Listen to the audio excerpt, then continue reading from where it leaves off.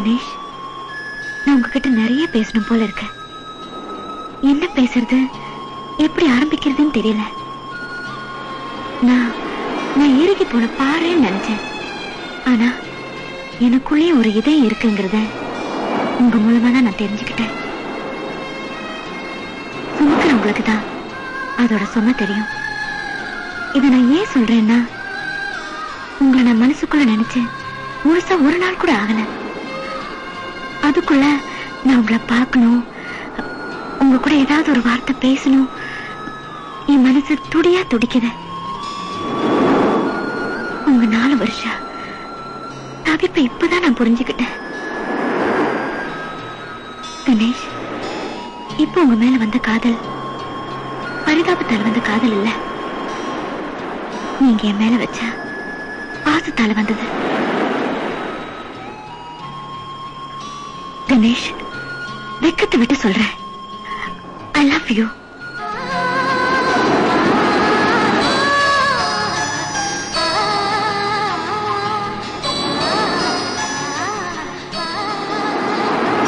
இன்னொரு தடவை சொல்லுங்க.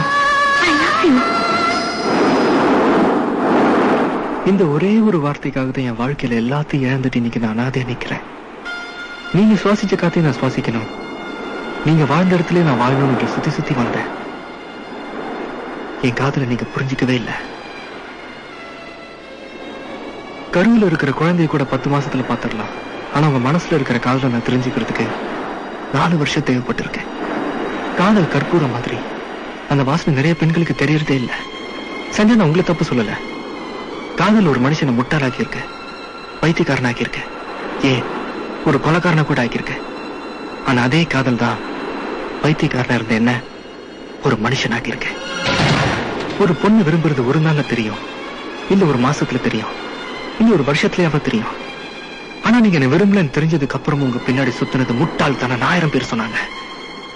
எனக்கு அப்ப தெரியல, ஆனா இப்ப சொல்றேன், அது மிகப்பெரிய முட்டாள்தனம்.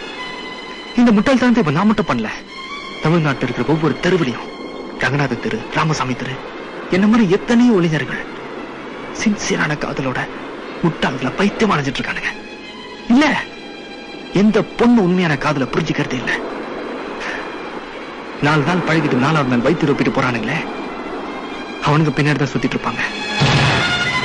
காதலை பிடிச்சப்ப எனக்கு உங்களை ரொம்ப பிடிச்சிருந்தது.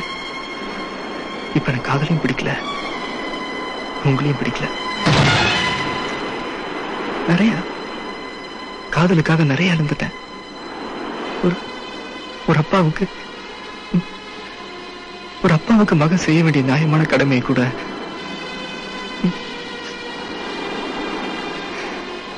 இவ்வளவு இழந்ததுக்கு அப்புறம் தான் உங்க காதல் எனக்கு கிடைக்கும்னா, அந்த பாடா போன காதல் எனக்கு வேண்டாம்.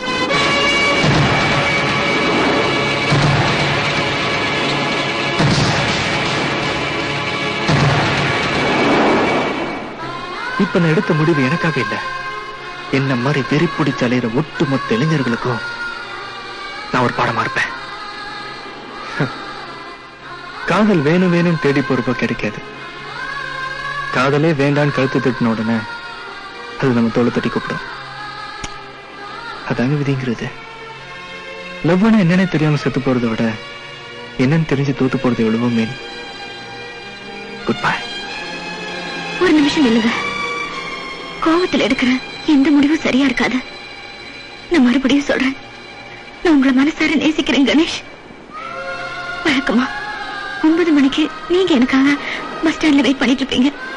நாளைக்கு காலையில 9 மணிக்கு உங்களுக்காக நான் பஸ் ஸ்டாண்ட்ல வெயிட் பண்ணிட்டு இருப்பேன். நீங்க வருவீங்கிற நம்பிக்கை இல்ல.